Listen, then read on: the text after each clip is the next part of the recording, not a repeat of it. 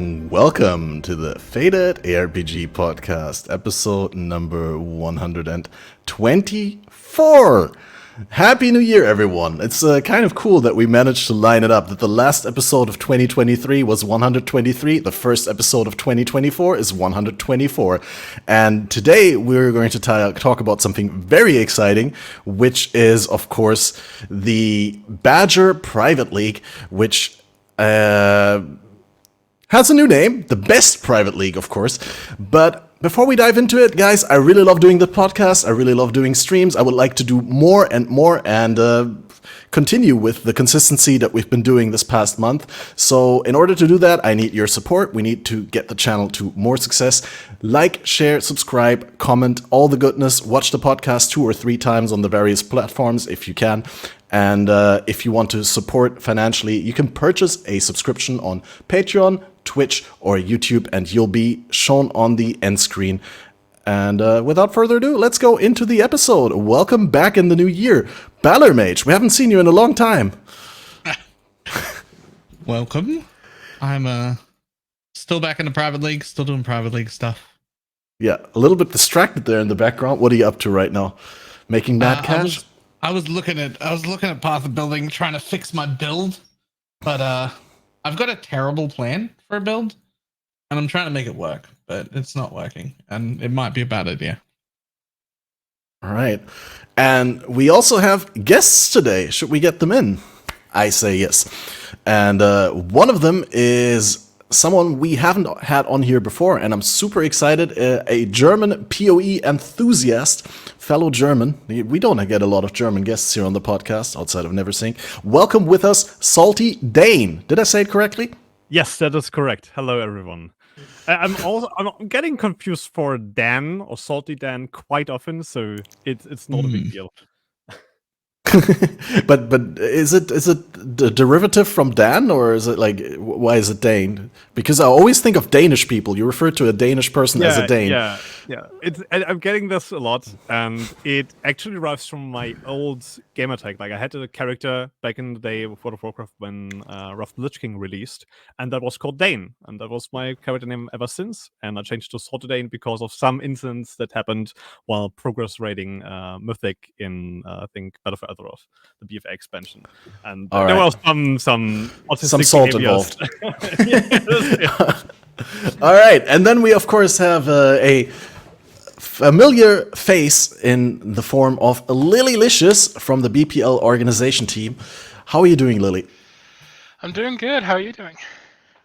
Pretty okay. Yeah, I'm very excited actually. I did do a really long stream on New Year's Eve, and then I disappeared for 2 days because I completely drained myself, and now I'm back, and excited to get into this. And I think, correct me if I'm wrong, but I think this is the first time that we actually properly managed to schedule a podcast about BPL at the right time, which is 2 days before the signups actually start, right? Just before. Yeah, we've always had issues scheduling it at the perfect time, but I feel like this time we're nailing it. Yep. So giving everyone who's interested plenty of time to play. Now, of course, in order to get the people interested, we don't want to lose people right at the first paragraph. So what is a BPL? Like, I mean, probably we have a lot of people watching who haven't played a BPL before because it's their first league in Path of Exile, or they haven't like gone that deep into the community. So, Salty, how would you describe the BPL to someone who's just started playing the game? What is a BPL? Yeah, so the BPL is different for everybody that's involved, right? There are multiple types of players involved. Some are farming content, just doing maps, getting supplies for the team, right? Because it's important to work as one unit. Some people are doing heists, grinding all the heist stuff, mostly currency and div cards, which is really, really helpful to all the blasters that are just pushing content, like rushing to bosses as quickly as they can, because there are quite a few races. And there's the different side for people like enthusiasts like me, who first of all basically don't sleep. Like I have this race with some other people in the BPL to see who can sleep the least, right? And we were almost averaging like 6 to 7 hours over the entirety duration of those 4 days events, and it's getting a bit stressful at this point, but it's fun. It's fun to go full DJ mode for a few days, and it's manageable. And quite a few people actually enjoy this a lot. But yeah, for me, it's mostly about just doing some event type where collecting stuff, like having really grand goals, because just collecting every single unique of every single Uber boss is quite interesting, or not Uber boss, depending on the variation you have. But yeah, it's quite fun. It's a lot of fun for all the kinds of people that just want to play as a team, just playing with other people, finding new players to play with. Also, we have developed loads of friendships or just player companions over the years, and yeah, it's something for everybody that can be enjoyed by every type of player. That was great. But you kind of jumped directly into the middle of things. Maybe to start a little bit of entry level. It is a team-based event, right? And but you don't get to pick which team you're on. Correct. I didn't want to like steal so much from Liddy's explanation. That's probably more accurate to what it really is to most of the players. But yes, it's a team-based event. You're getting sorted into one of X amount random teams that can differ between, like, I think 3 was the least amount of teams we had, and 5 or 6 was the most or something. And you're getting some random ascendancies that you are allowed to play, and you're not allowed to play others. So, for example, you can be allowed to play a Pathfinder, but not a Deadeye. And then you just have to choose a build and the content you want to play and supply stuff for your team and do that content for the duration of 4 days. You can switch, you can talk with other players, deviate from that. Like, you're not forced to do heist if you say you want to do heist for all the 4 days and you are not allowed to log off. You definitely can do that. And Just heist for you. It's just heist. Yes. You're not allowed to ever leave the Rogue Harbor. You get 1 coin and that's it. No potting back to hideout. To be fair, there are some people who would love that.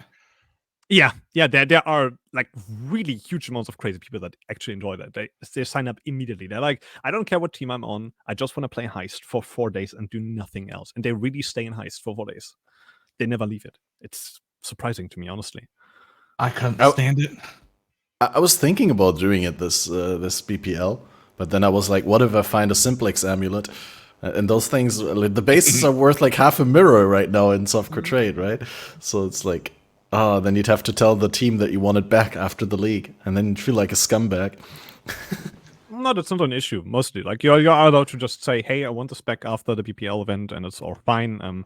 There might be some things where you're, like, being asked, like, can we double crop your headhunter or mage blood at the end of the event, because it's fun, right? And you can say no and just take it. It's totally fine. You can give the items up for raffle. Like, most of the times, I personally just supply my character, whatever I'm doing. Like, here's my POB, that's my character. Go play it, have some fun in whatever content I did. But yeah, you're totally allowed to take the items with you back. It's totally fine, and nobody will prosecute you for that or something. All right, that sounds great. Lily, do you want to add anything? We completely misportrayed your baby here, right? Like, do you want to jump in and maybe clarify some things that we may have misnomed or something like that? I mean, it was a pretty good explanation. What I would like to add is basically the entire event is built around getting out of your comfort zone, meeting new people, playing new ascendancies that maybe you aren't used to playing, doing content you're not maybe used to playing, and being in a large team like this can be really helpful in that regard, because you get a lot more help than you would get in Trade League, for example.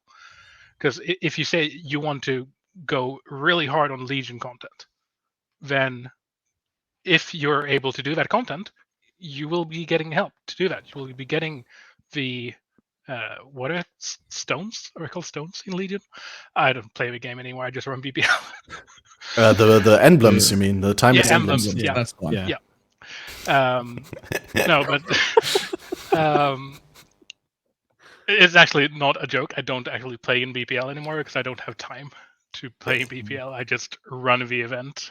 It happens to me all the time. I forget the most important terms in Path of Exile. Yeah, but I'm not the only one running the event. Of course, we have a large team.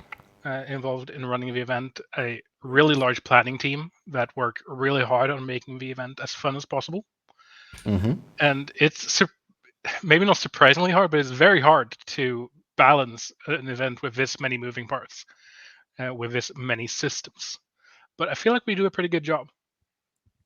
Oh, absolutely. Otherwise, you wouldn't have been around for so long and celebrated by so many people. I mean, this is probably the private league event every league that, I mean, most consistently has been around every league, but also like the one that most people look forward to, hands down. Do you have any insight already as to like what's different? Can you? I know there's no official announcement trailer yet for the league, but the signups are starting in 2 days, so I assume internally you've already decided a lot of things for this Yes. upcoming BPL. Are you able to share any details? I might get yelled at a bit depending on what I share, but yes, I do have some details I feel like we're able to share. Spoil everything. Of course. In the past, we've always tried to avoid banning skills because we want people to play what's fun. But a few leagues ago, we ran into the issue that Seismic Trap was just the dominant skill for racing in all situations.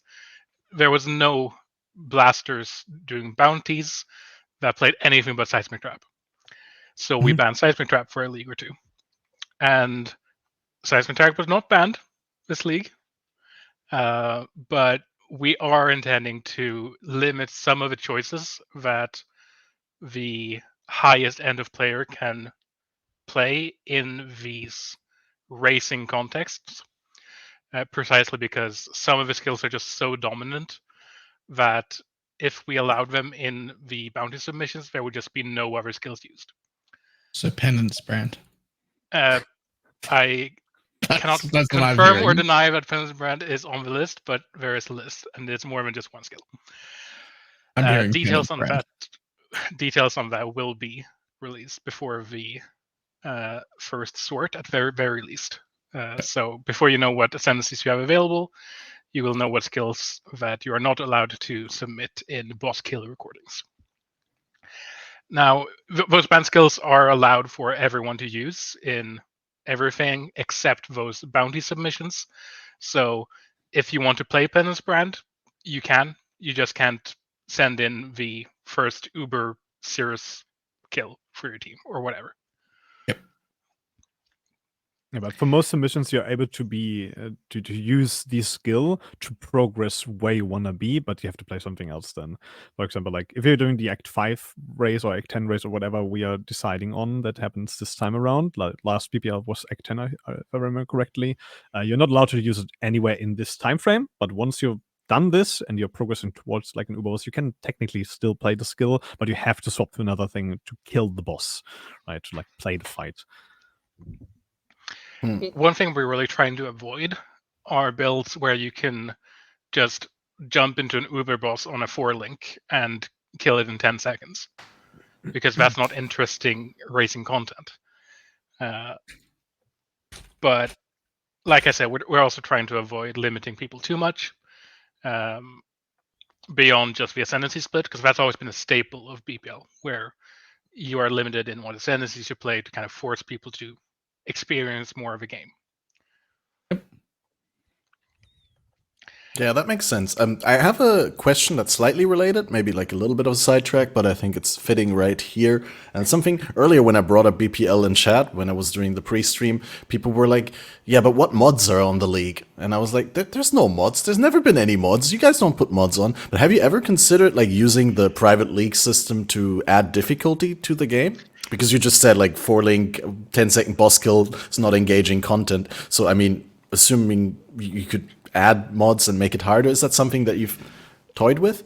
No, and there's a very simple reason for that. The banned skills are only banned for these bounty submissions, which is content targeted at the very highest skill level of player.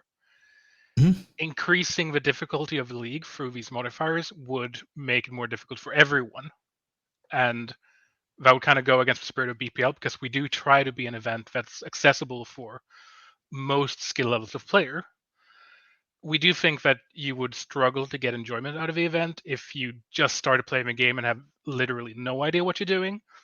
But as long as you've gotten maybe a league or two under your belt, we feel like you can get into BPL and have a really good time. And adding these difficulty modifiers to the league would kind of be detrimental for that lower skill level or lower experience level of player. Yep, that makes sense. That's actually what I figured when I answered the question, but I wanted to hear it from you. But that's pretty much what I expected. Because there's tons of people who already decide that they don't want to play in BPL, or they think they don't want to play in BPL because they don't want to commit to playing 10 hours every day for 4 days in a row because they have other things to do or something like that. So you don't really artificially want to raise the barrier of entry. Yeah, exactly. I mean, we have players like Salty who play 20 hours a day, 24 hours a day if they can. We really don't recommend people do that because it's just not a healthy way to play. We've actually redesigned What do you mean systems. it's not healthy, huh? We've redesigned systems like the Delve races in the past that were just too encouraging of that level of play, where you just play constantly and don't sleep at all, because we don't want to encourage unhealthy playstyles. Now, if people still want to do that, it's fine. We're not going to stop you, but we don't want to have systems that force it or even encourage it. And I really feel like the event can be really enjoyable, even if you just play maybe during the weekend an 8-hour day, and then during the work week maybe 3 or 4 hours. That's still plenty enough to enjoy the event. The only requirements to enjoy the event is some basic idea of how to play the game and engaging with your team. It's really important to communicate with your team and really taking space and not just expecting people to notice that you need help. Yeah, also, something I want to add at this point is I often hear people not complain, but they're saying things like, "Oh, I don't know if I'm helpful if I take 8 to 10 hours through the story." So you are helpful. It's totally fine to not push as crazy as to people that are literally degenning in there those 4 days and that are degrading their own health for that. It's totally valid to just play through the story for 10 hours, 12 hours, whatever, taking 2 to 3 days for this, and just farm some essences on the last day. This still helps. And the way you can enjoy the event is also by just joining the voice chat, just hearing what people say, learn about the game. There's also the possibility to learn really interesting things every BPL. For example, I even learned some really nice sets of ritual and exiles and something about this, and just mechanics from the people who know how to min-max and play everything at 110% efficiency, basically. And that's a good opportunity for everybody, even if you don't have too much time to invest into it.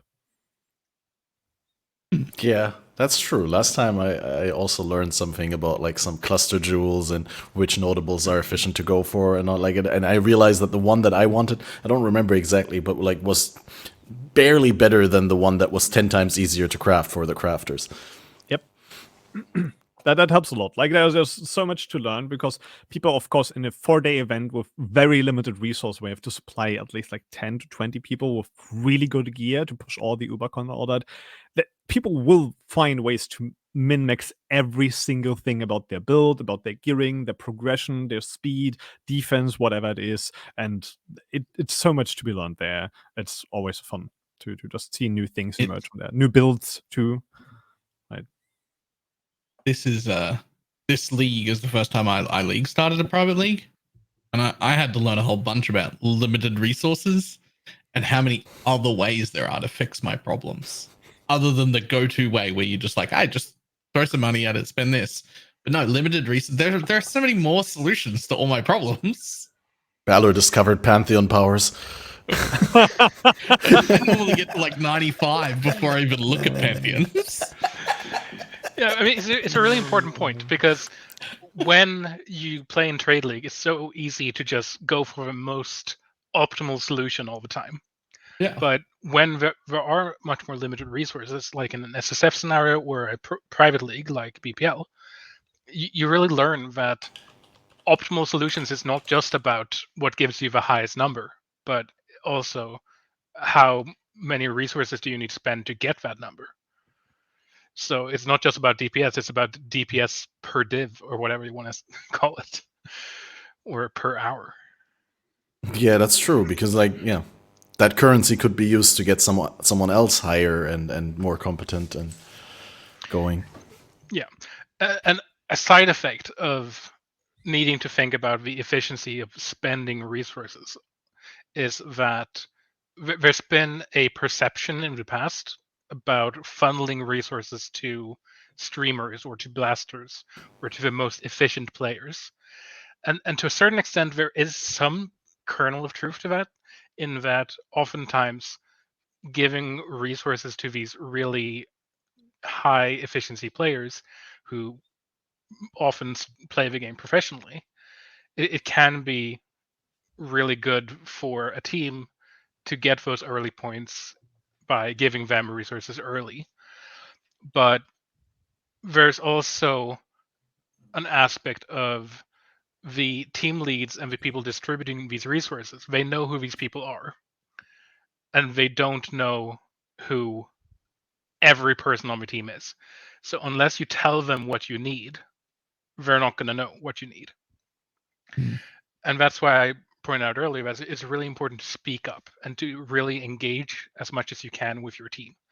One of the best ways of doing that is to be active in the voice chats, because if you just shout out in a voice chat saying, "Hey, I need movement speed boots," someone probably have movement speed boots and can get them to you.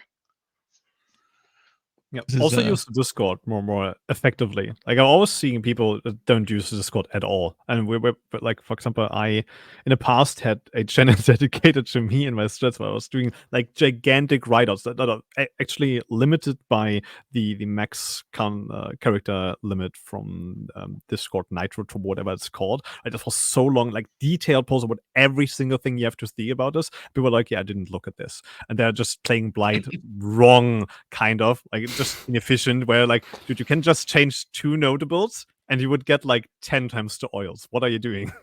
Right? So use the Discord, either voice channel, read the chat channels. There are sometimes like very important things pinned on there, or like specialized channels, the build sheets, or just ask people either in the global, in the voice channels, or there's always like one big voice channel where all the people just like pile on like into, and they're just talking through each other. But it's so much fun to sit on there and just hear people speak about the game.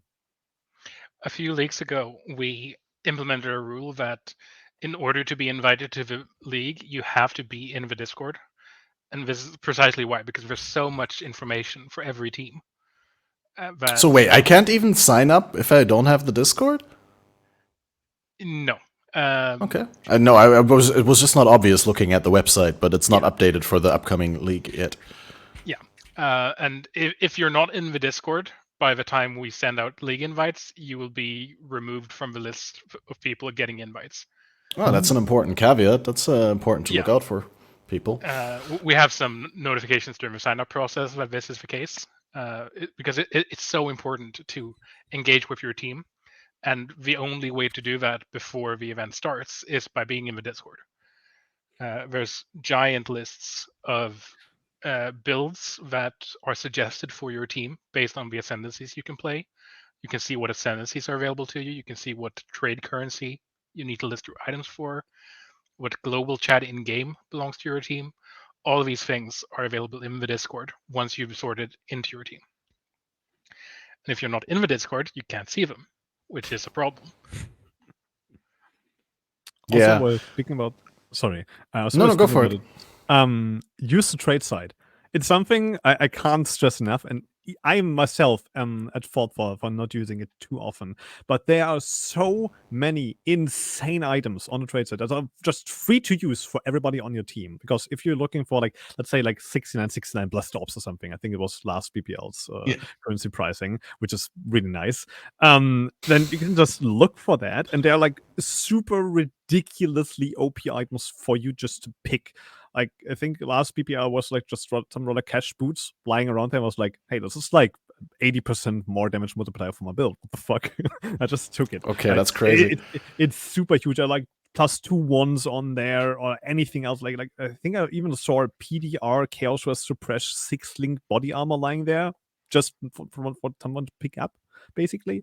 It's insane. Right. Use the trade website, look for the items. They're almost always free. Sometimes they're reserved for some pusher or they're just like in there for a short duration or something. But it's super, super helpful to use it and just look for items you need. There will be something, hopefully. That's actually, I last time I played, there weren't that many items, like top tier items on there, because the crafting team would actually go through the trade and look for items that they could then funnel into like important key positions, right? So there's this one joke, I think, from last people, or the one before, where our top craft was like the #1 crafter on our team was the trade website, because people were asking him, hey, can I get this item? It's like, yeah, sure, I'll craft it for you. Looking for the trade, getting the item, like, here you go. And it's for so fast. Oh my god, you did it. Yeah, I did it. Easy.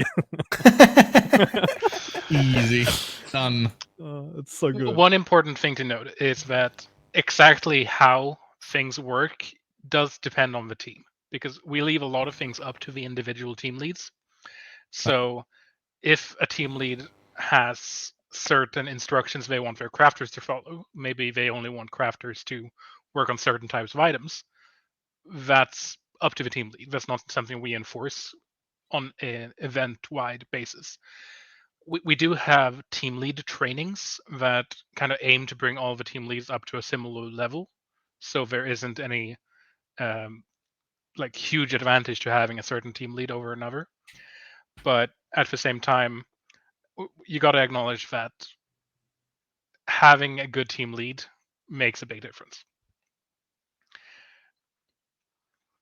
So the like organization within the team depends on the team lead.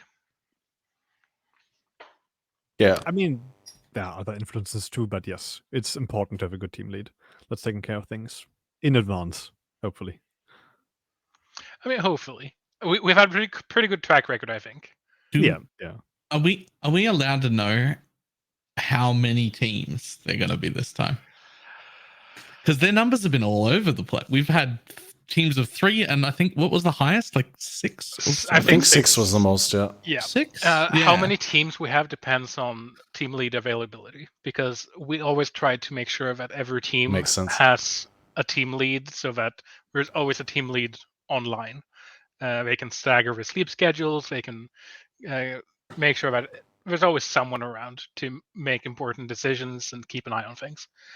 And team leading is really hard. So it's actually kind of challenging to find people that are both good at team leading, willing to learn what they're not good at, and available at the same time. So because of that, we've kind of reduced the amount of teams we get up to in later events. So like last time, let me just confirm so I'm not talking out of my ass. We are looking at 3 teams, I believe. No, 4 teams. 4 teams of 300 people each. Okay, that's not too bad. That's some sizable teams. Yeah. We've also considered having bigger teams, but the bigger a team is, the harder it is to organize. So we've kind of found a decent balance of roughly 300 people and having 3 or 4 team leads per team. That's kind of been the sweet spot that we've found. It does mean that there's limited spots in the event, less than we've had in some events. I think the biggest we had was like 2,250 or something. But this time we're looking at 1,200 people, I think. I wonder how fast that's going to fill up. Immediately. It always depends. I feel so like hard to Affliction tell.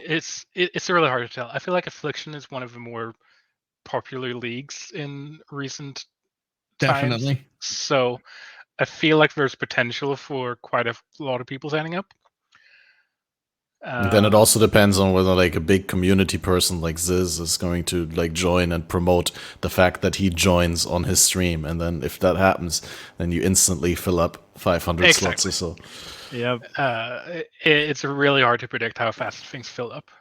Usually, we've had at least a day or free for people to sign up during, but we can't guarantee you'll get a spot if you don't sign up early. So if you really want to play, then on Friday at roughly league start time, be ready to sign up. Nice. All right, I think Friday the GMT evening. The fastest I've ever seen that fill up was like a few hours. And then it's also been a few days before it signed up. So I have no idea how quick it's going to be. I mean, we've had, I think, 1 or 2 events where we didn't fill up, where we had not many slots open, but a few slots open when we closed sorting. Yeah. Because we always lock in the teams 24 hours before start, so that there's not any big upsets in the balance between the teams, because we try to ensure that we don't accidentally have every single high efficiency blasting streamer on the same team, because it just gets boring if all of the really high skill level players on the same team. And leaving things open to the last second also leaves it open for that kind of player to slip in the last second, and making it easier for the balance to be wrecked. Let's call it that. Yeah, that makes sense. I think this is a good point to quickly get everyone up to par, because I've seen like a couple confused questions in chat and everything. Guys, today we're talking about the BPL, which is widely regarded as the best and most anticipated private league event that happens every league in Path of Exile. The way that it works is that you have to sign up before the league starts, right? And then you get sorted onto one of a number of teams randomly, and within the teams you have to organize and help each other out to reach certain goals for points, which then determine the winner in the end. And like we already said, these are kind of unpredictable in how fast they fill up. And a lot of times people watch me playing the league and they're like, oh, this looks really fun, can I join? And then I have to tell them, no, you have to sign up before. It's every time it's the same thing. This is one of the most fun events in PoE, right? And this time I have the podcast 2 days before. Guys, if you want to play, if you're even considering it, like, watch out. There's the BPL-PoE.com website, and Lily just said that they're opening sign-ups Friday night, GMT time, so around the same time as League Start a couple of weeks ago. Did I forget anything? No, I feel like that covered it pretty well. I just wanted to catch up everyone who may have missed the first half hour of the podcast, and they're coming in as like, what are these guys talking about, right? So yeah. The website shown right now is still from last league. We haven't updated it for this coming event quite yet. We're expecting that to be out about the same time as signups open. So it will Hopefully. show 1,200 slots, and it will show whatever the tagline is for this next one. Not Einar's Extravaganza, that was the last time. Also, Right. maybe in the topic about signing up, also if you need to sign off and be like, I can't participate, even though you already applied for the league, you can definitely do that. It's super easy actually to be like, hey, I can't play at this day, or I can't play for the last 2 days, whatever, and you want to out. That's totally doable. Just write in the Discord. There's a specific channel I remember for exactly that issue where like I can't play, and it's not a big deal. And just got thrown out, and there's another person that can just take your spot immediately. And it even is possible, I think, during the event, but that I might be wrong about that. So there's a help forum in the Discord where I have 3 channels that I'm basically the only one running. And you can get help with your Discord roles and account issues. But also there's a separate thread for checking your application status if we fill up and you want to see if you're on the waitlist or something. But also for event withdrawal. So if you sign up and then realize before the event starts, or before the first day before the event starts, you can't play, just post in there, and we'll remove you from the event, letting someone else take your spot. That's especially important if we do fill up on signups and have people on the wait list. Then withdrawing will allow them in. The only caveat here is that, like I said, we lock the teams in 24 hours before the event starts. So on first day league start time. And at that point, withdrawing won't actually do anything because you'll just your Locked spot already. won't be given to anyone else because we lock the teams. But anytime before that, you can withdraw whenever you want for any reason. Although withdrawing because you didn't like what team you got is something that is against the spirit of the event and something we heavily discourage. Yeah, that's so frowned upon. It's heavily frowned upon. And skirting the rules like that can eventually lead to bans from future events. If you want to participate in BPL, you have to be prepared to deal with what you get, because that's kind of part of the event. So every team will have quite a few ascendancies, so there's definitely going to be something you can play.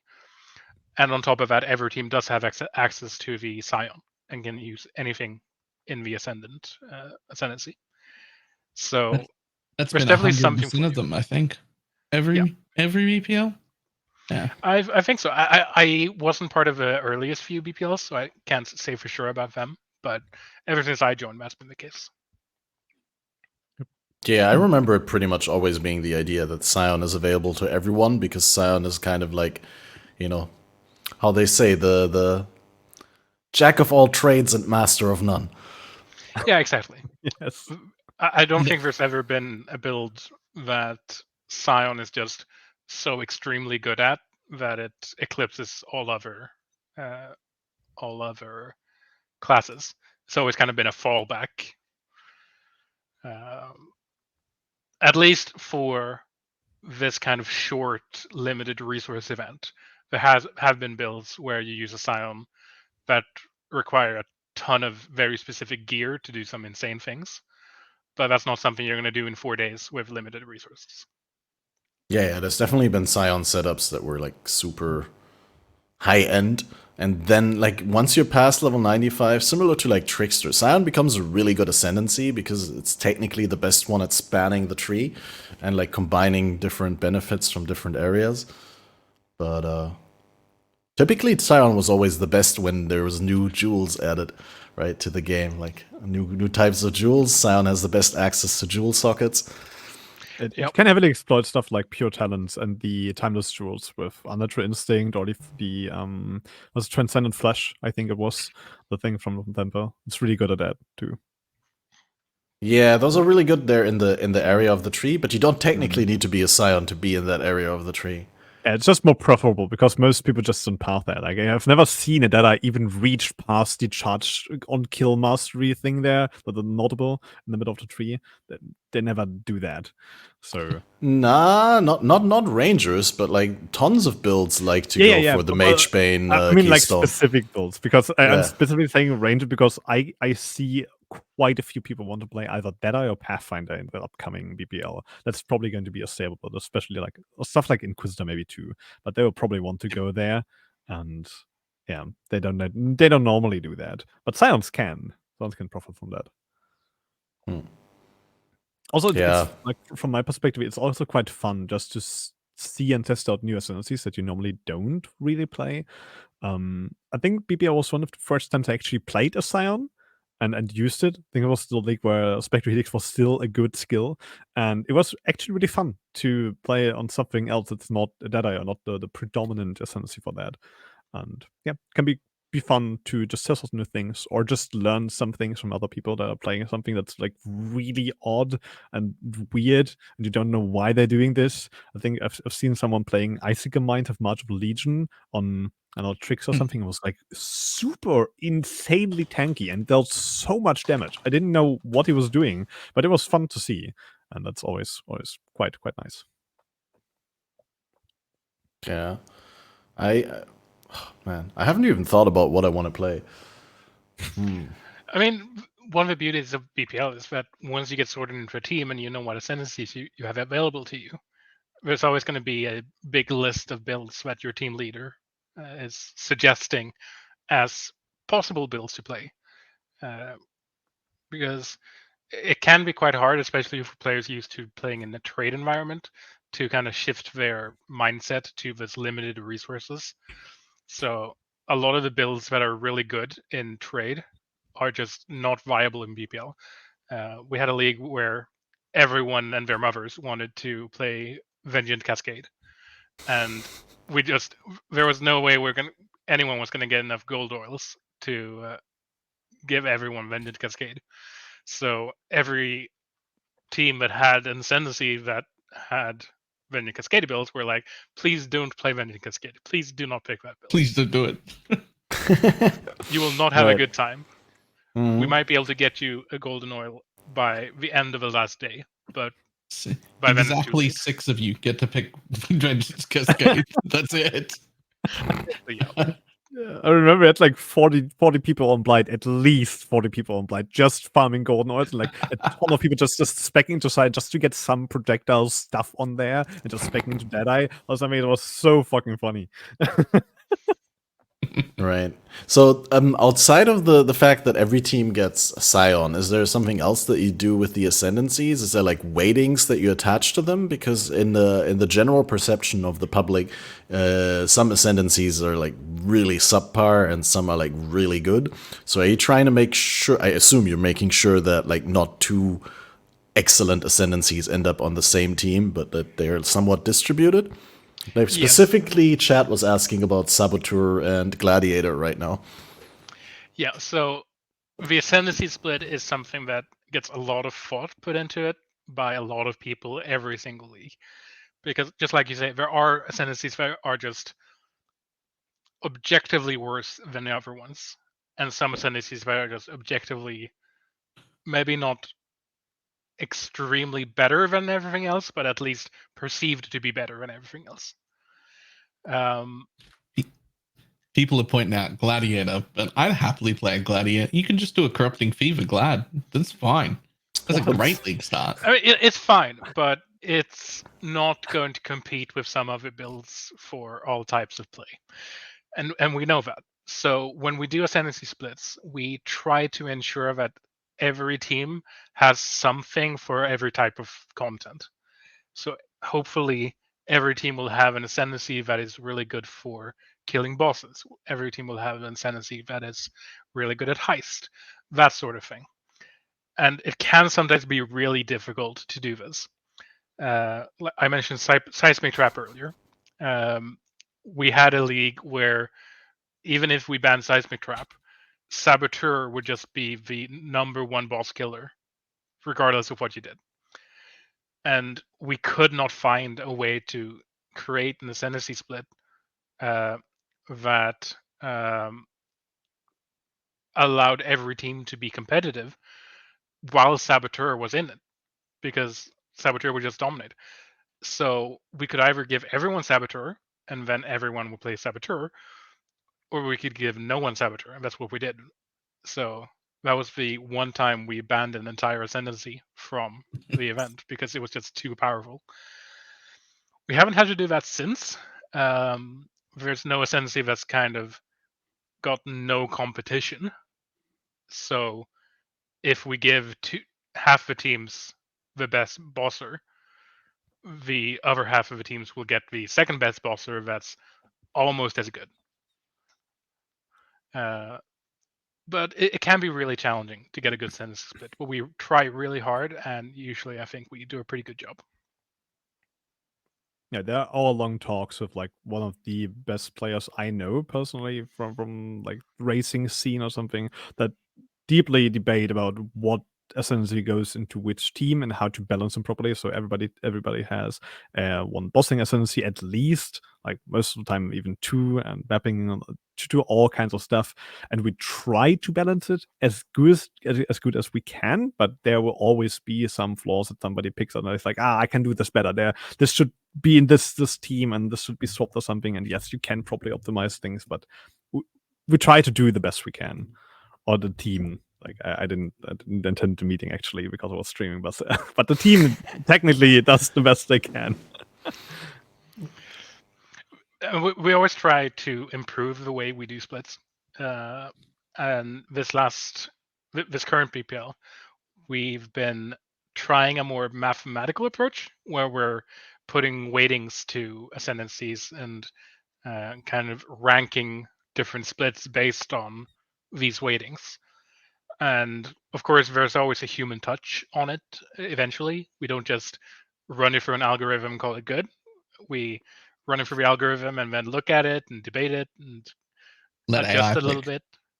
Yeah, That's we the don't next just ask. stage. We don't just ask ChatGPT. I want to do it now. I know I want to ask ChatGPT to separate the classes. Don't. See what it comes up with. ChatGPT has no clue, dude. Especially if you don't have like, I don't know what the new ChatGPT 4 has access to, but like I specifically asked ChatGPT the other day to give me like a step-by-step instruction for crafting a +3 Chaos Gem bow, and it was completely wrong. Like it spewed so much nonsense you wouldn't believe it, and. Yeah, apparently, like the cutoff date for data for ChatGPT 3.5 is January 2022. So there's a lot of information missing, even if you ask questions outside of PoE. Yeah. Yeah, but especially for things like PoE, that changes so rapidly, Right. where information from 3 months ago is out of date. Yeah, but even if it was up to date, like PoE has so much logic that you need to follow that a large language model just doesn't understand. There's like, yeah, I don't know. I think in the rest the extraction for the bow, it told me to use essences to guarantee +2, and then once I hit the +2, I should regal the bow to make it rare. It's like, what? Why? Yeah, we don't trust ChatGPT in this household. No, I wouldn't. I trust ChatGPT to write my podcast description. That's about it. But I still check it manually. And I only do that because I know I need a description for the keywords, but I know like out of the human listeners, there's probably like 3 or 4 who read the description. So it's like, yeah. Yeah. But you already mentioned communication with the team is crucial, and I wanted to underline this, like not only like the communication like during the league, but especially if you want to be a valuable member of the team and if you want to be handed gear that helps and you want to be like very integral to your team's success, then it's best to already get involved beforehand, like right after the sword, hang in the Discord and talk to people and plan, because beforehand is the most important. I mean, it sounds super obvious when I say it like that, but beforehand is the most important part of the planning stage. Absolutely. Beforehand is the most important part of the planning stage. It's a short event. You have 4 days to play the event, and Yeah, but it needs to be said, right? yeah, Yeah, absolutely. No, but like I made the mistake myself that like until a couple BPLs ago, I've always like involved myself maybe a couple hours before the start. But then one BPL I actually wanted to do bossing, and I told people that a couple days before, and I asked, okay, what would be a good build to do? I want to do this build. Does anyone have any other suggestions? And then you can also like balance with other people on the team that not too many people play the same builds and have the same requirements or overlapping requirements. You kind of like distribute it a little bit and relieve the tension. absolutely. I mean, it's a short event, so because it's so short, if you go into the event and spend the first 12 hours figuring out what you want to do, that's 12 hours that you haven't been doing what you want to do. Which, when the event's only 4 days long, it's quite a long time. So, by really engaging with your team in the Discord, being in voice chats, being in the chat channels for your specific team after the first sword, it's really helpful in giving you the best possible BPL experience. Now, also to help you can get us much better, because normally for me, from my perspective at least, I always tell people, hey, ask me everything you want to know before the event. I can type in Discord like extensive messages and explain stuff to people. But once the event starts, I don't have any time, and nobody else has, right? And the team leads are always overworked because I get messages like every 5 seconds from 10 people at once, and they have to trade and organize a guild stash and manage like Discord and all the kind of stuff, right? So before the event starts, you have so much time to ask people, and you get so precise answers to all the questions you have and can plan and all that. What Catmaster just said, like trying to balance the gear requirements you have for certain things. Like for bosses, if you have one ignite bosser, you don't want to have a second one because it just overlaps a bit. It's possible, but it's a bit difficult. Yeah, that's really important. The planning stage is the most important part about the planning stage. It is important to plan when you're trying to plan, but the timeline for things. This Friday, we're opening signups at the normal league start time, and we're letting those run through the weekend. On Monday, roughly when the league would start, we're doing our first sort into teams, where everyone that's signed up will be assigned into a random team. And roughly 15 to 30 minutes after that, you will get your Discord role. And if you have a team of a website but you don't have a Discord role, help forum is the way to go. And I'll figure out what's wrong and get you your role. But everything, all of that is automatic. So as long as you're signed up, you'll get a team next time we run a sort, which is Monday, and then 24 hours after that until it's Thursday or we've filled up. Right. Yep. Yeah. Maybe that's good. When are you ready with the announcement for which team gets which ascendancies, like the team names, the team logos, and stuff like that? Is that happening between the first sort and the sign up on Friday night? I guess somewhere in the weekend. We're expecting to release the trailer and announcement of what ascendancies and all of that. That should go live at the same time as signups open this Friday, but if not, it should be either Saturday or Sunday. Definitely before the first sort, and along with that, we'll also have information about what skills are banned, and any other significant rule changes. There aren't a ton, but there are some differences in the which races are available. We had a race for Trial of the Ancestors last time. That's obviously not in this time. We have something else instead. And all of that should be in the release trailer that we hope to have out by signups, but might be a day or two after. Just I've had 3 separate people message me on Discord and be like, "You're really still today." I just so that people I did something on my back. I don't know what it is, but I can't like move. So I'm literally just able to talk and it doesn't hurt so long as I don't move, which is why I'm just standing here. I can't move. Wait, you're standing? Well, sitting here. Okay. Oh, he's a streamer, so he's exclusively a torso, right? So he's technically standing right now. Well, I know that Balor has a standing desk set up and that he could be standing, but then I was like, well, the chair is on the same height as the head, so like if he was standing, then he would be really short. But I know Balor is not that short because I've seen pictures of him at ExileCon, so I was like a little bit confused.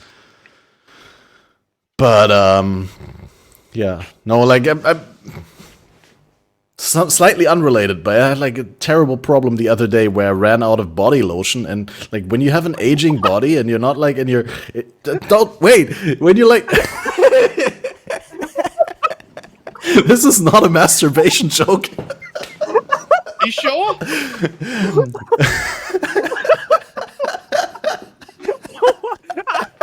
I can't. What? Yeah, you just mentioned body lotion, and Salty has like one thought in his head that's like it directly flares up.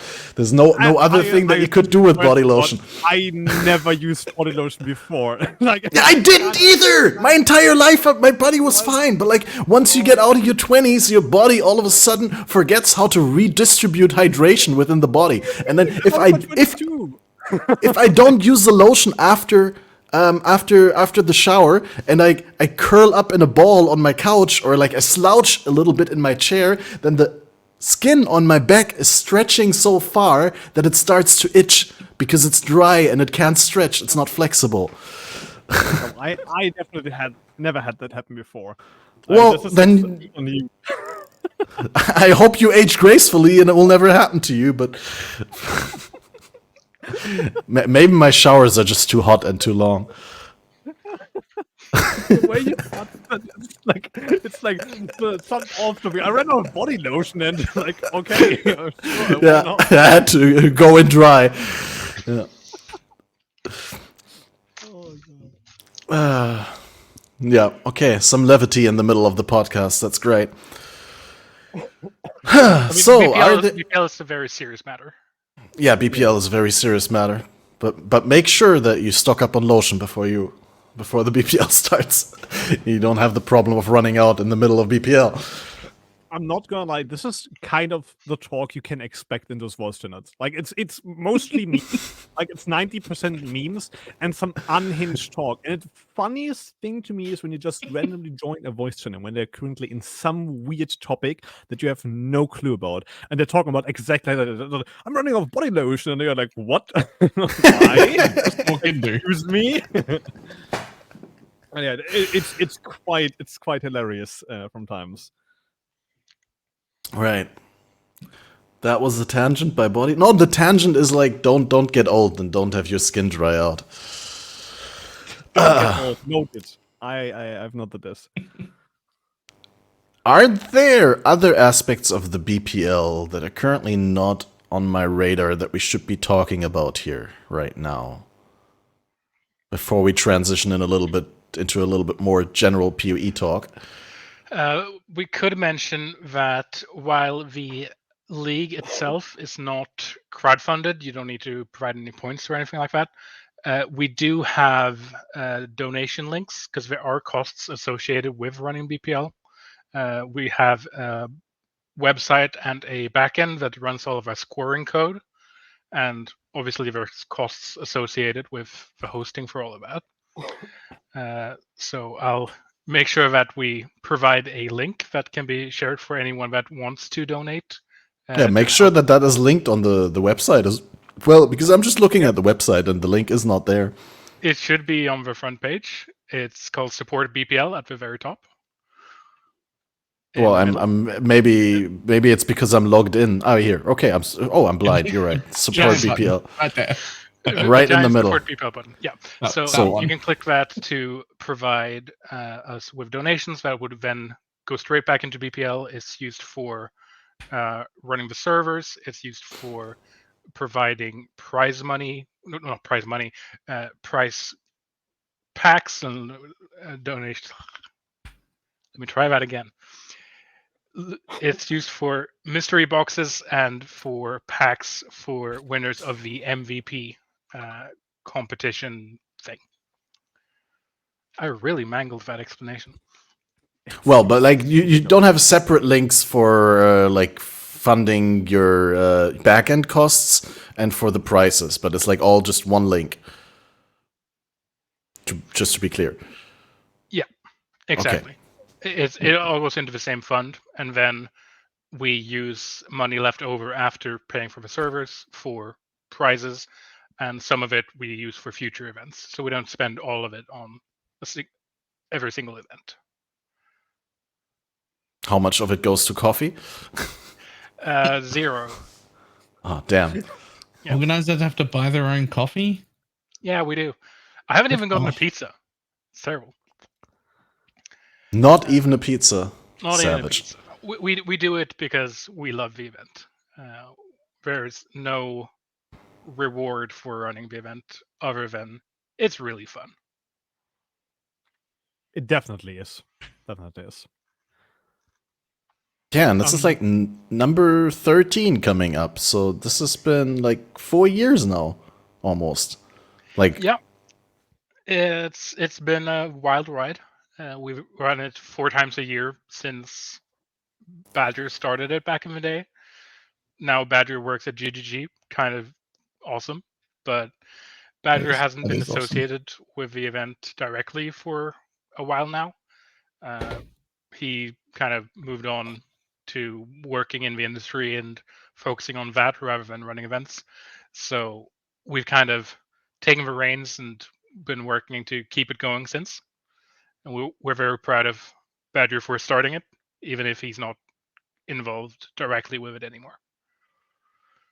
And I mean, I'm sure he's proud of you guys, like keeping the torch up and passing it all the time. But I mean, this is like probably the best thing that any like streamer who makes events can hope for, is that the event is so well received that even after they quit being on the organization team, that it still continues to exist for so many leagues after.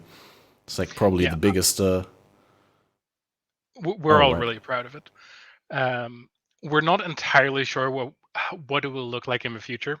We do have PoE 2 coming up, and we don't have any concrete plans for what will happen with PoE 2.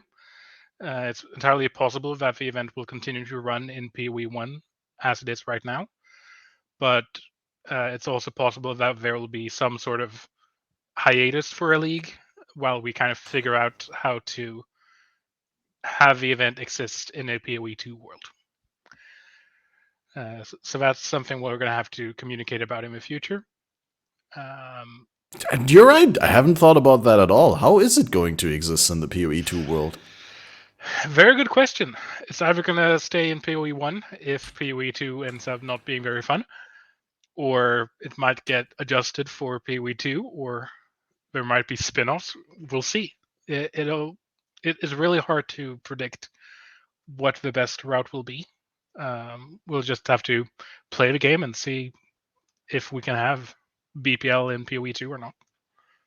Also going to be quite stressful because it means you have to have a BPL every like 6 weeks or something, because it's like 1.5 months of PoE 1 and then 1.5 months of PoE 2 for everybody that's playing both games at the same time, because I like this the schedule.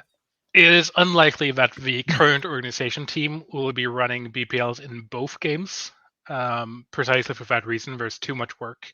That sounds like a lot.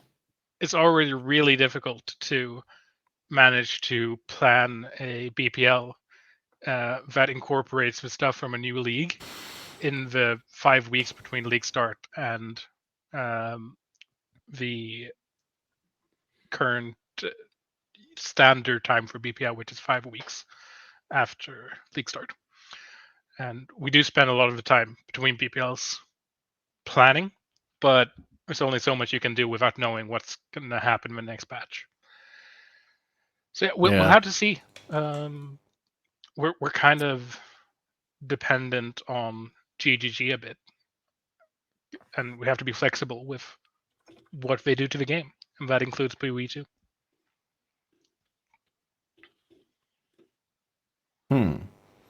Yeah. And there's so many unknown variables about that, so it's like really hard to speculate. But about the things that we do know about PoE 2, I mean, we've recently had another interview with Jonathan on Crip's channel. I think later today there's also one happening on the channel of Darth Microtransaction. I didn't know that. Not? I did not know that. Yeah, I think it's past your bedtime, though. I think it's 3 p.m. PST or something like that. Ooh. That's like... when is that? That's midnight my time, so... by that time you're awake again. That's our start time for the late podcasts. Yeah. So that might be the first thing you do on stream, then, is react to that interview.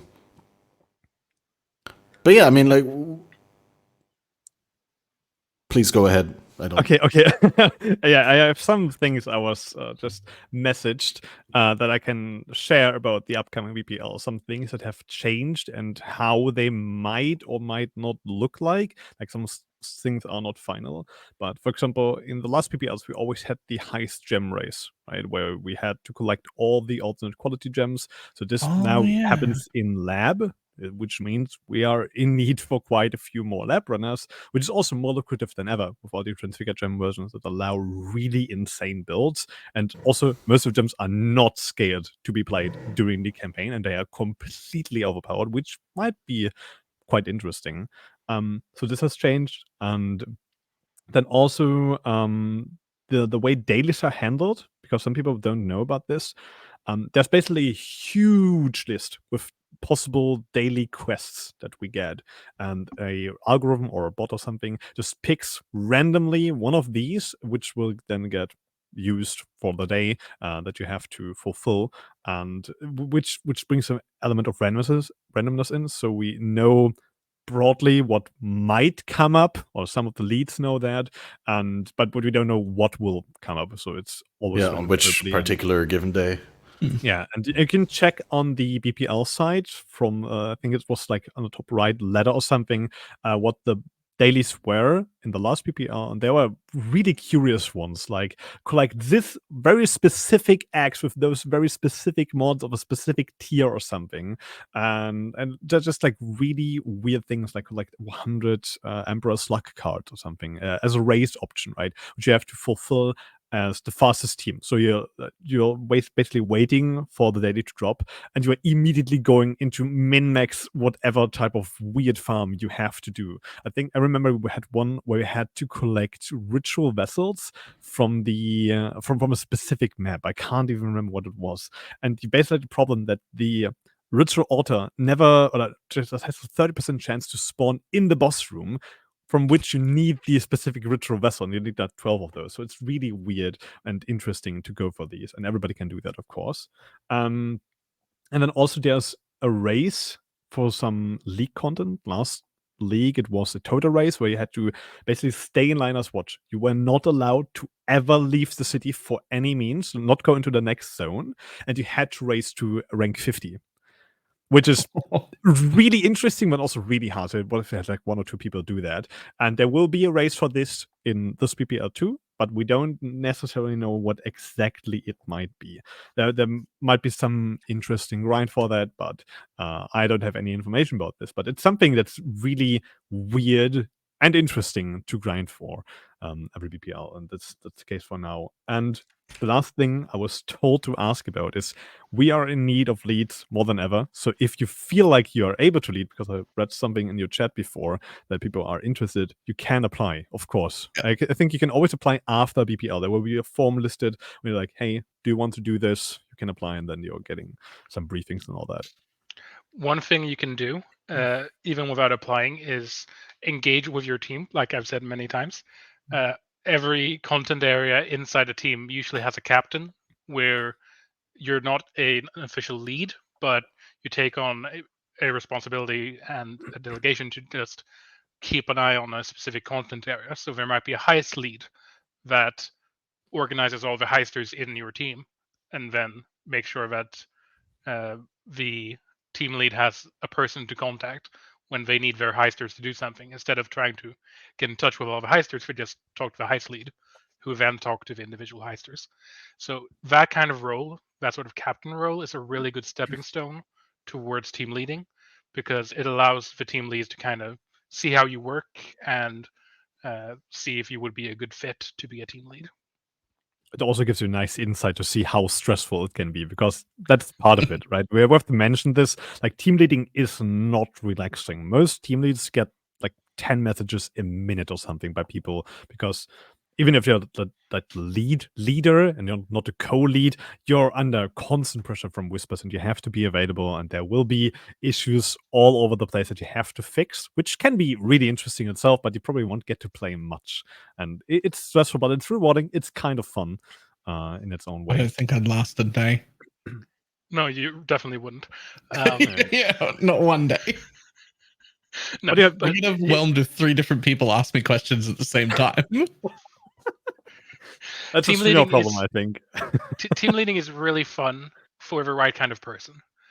But it does mean you will be sitting in your hideout doing absolutely nothing but messaging people. It will mean that you'll have to deal with people getting mad at you for no reason. But it is. I Really mean, as a rewarding. content creator, you're kind of familiar with that, but yeah. Yeah. There is also an issue, though, with content creators, in that it's not the most exciting thing to watch. So No. you have to keep in mind that if you're a streamer, team leading means sitting in your hideout and messaging people for 12 hours. And Also scouring trade the entire time with live searches. Yeah. That's also a big part.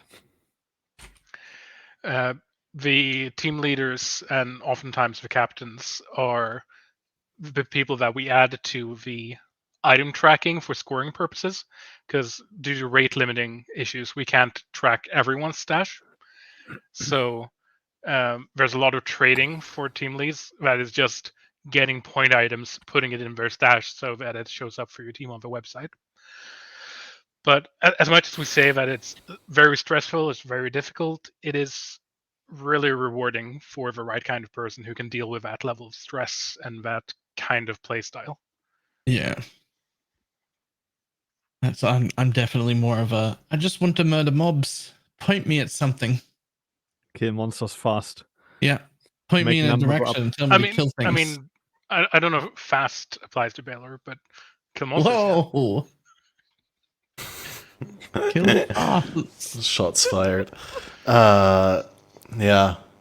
No, I think it could be really cool if you're like set yourself up as a content creator to do that and you communicate that beforehand and you like kind of get people from your team to watch you so that there's like faster communication, right? You can just say things out loud and they will hear them as opposed to, you know, having to type and answer to everyone specifically.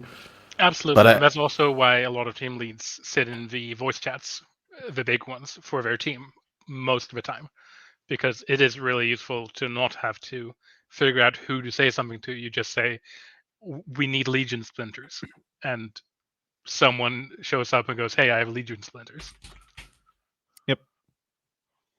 Like I remember when this was doing that too. It was quite interesting to see change like that, because normally you might have a lead. I think Sugar streamed her time leading, and it was really chill to just go into the stream and be like, hey, I have a question, and it was totally fine. And with this one, it was just bigger in the same sense, where like thousands of people watching him and constantly asking what was going on, and it was quite chill to watch too, like quite relaxing to see somebody just manage things. It's like just watching a game of Factorio or a game of RimWorld play out before your eyes without actually participating. Factorio of Exile. Let's go. That is actually an interesting comparison, yeah. I definitely can see, that's why I'm saying, I definitely can see how it's still engaging content to stream and how you can make it really exciting for your viewers, but it's definitely very different from your average Path of Exile stream. And it'd be more like a meta stream, like a race commentary or something like that, where you like actively search out what members of your team who are streaming are doing, you check their builds, or maybe like, you know, maybe a trader or crafter would be more interesting than an actual team lead from a stream/content creation perspective. But I think either way you could make it very interesting for your audience. It's just not as straightforward as just playing the game. There is a ton of potential, but it is a lot more niche, like you say. Yep. I had a really good question lined up and I forgot it again. Always happens. Yeah. But anything else in regards to BPL? Maybe some questions from the audience. Maybe we weren't clear. Like, the thing is, we are all BPL veterans here, right? Like, we already so much in there that we don't really have the capability to explain it from the ground up, because we're just assuming, we're taking so many things for granted. Maybe someone does have a question that they would like answered. And other than that, I think... What dates are BPL this year? Okay, that's a good question, right? So, BPL is planned per league and not per year, so we don't know most of the dates of this year. But generally speaking, BPL happens a couple of weeks into the league. How many weeks exactly, always? 5 weeks into the leagues. So that's when the league starts, whereas signups would be 4 weeks after league start. Now, this is not guaranteed to always be the case. Not set in stone. Not set in stone. So in this case, if league start was 2 weeks earlier than it was, that would have put BPL right on Christmas, and that's not something we would do. No, thank you. In cases where the standard 5 weeks would put us on a date that is obviously unsuitable, like Christmas or New Year's Eve or something, then we shifted a week or two. But generally speaking, 5 weeks after league start. And that's also why it's difficult for us to set dates far in advance, because we can't set a date until we know when the next league is. And that can often shift quite significantly. Yeah. We don't know if we're going to have a 4-month league or if we're going to have a 3-month league until late in the league. That makes sense. Right, and then... But this current one, signups open on the 5th in 2 days. And the first sort is on Monday. And you start playing Friday next week on the 12th. Right. It runs until the 16th. So exactly 4 days. That was also like you experimented with different durations, right? But you're like pretty much set on the 4 days now. Yeah, I mean, we always have a question in the feedback form after that kind of asks, what did you think about the duration? Do you want it longer? Do you want it shorter? But 4 days just feels like a really good middle ground between the two camps, because we have people that want it to be weeks long, and we have people that want it to be 2 days. But 4 days allows teams of the current sizes to get most items, but not all items. So we kind of have to balance the duration for both playtime, because it can if you play for a week straight, it gets exhausting. But also, it has to be over a weekend, and there's a bunch of factors. Basically, 4 days is just long enough to play with only needing like 3 hours of sleep. That's the real reason. That is not the real reason. No, that's making it up. I mean, we can't have it too short, because players who aren't the most efficient, if we have a 2-day event, they're barely going to be in maps by the end of the second day. At least the really low efficiency players. Whereas if we have it too long, it just gets tiring. So 4 days allows most players to contribute something to the event. Also, the other end of the spectrum will just do the inverse thing, where they're like, "Oh, it's a 2-day event, so I'm not gonna sleep." That's the solution they see fit, because it's the most efficient approach. Right? And it's also equally bad. That'd be what I'm trying to do. Exactly. We don't want people to optimize the fun out of the event. Yep. And having it too short kind of does that. So, like, I just want to clarify that if I'm talking about like degen stuff like this is my personal choice, right? It's not normal for people to play like this. There are some people that just enjoy playing like that.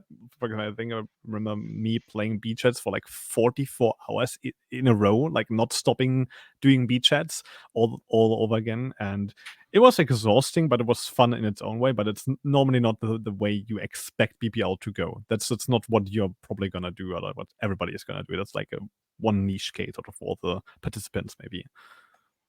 And it's definitely not expected. Right, before we go into the next BPL question, there's a quick question that I want to interject to clarify, where it was asked, can you have monster projectiles as a private league modifier? And that is generally an option. Monsters fire 2 additional projectiles, but it's been deactivated this league because there is some abuse case where that actually creates more rare monsters for you. And Abyssal Spires with additional projectiles creates more rare monsters, which can be affected by wisps, which gives a way absurd amount of loot. So they just disable the mod entirely for now, for all private leagues, even if you enabled it before creating it. So it will not be an option for us, even if we wanted to, which we don't. Yeah, no, I just wanted to clarify that, because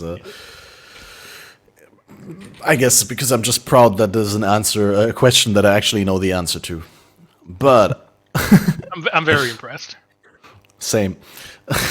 There is a very relevant question, and I'd like to phrase that in a little bit more general way. The question was, can I be a heister if I know nothing about heist?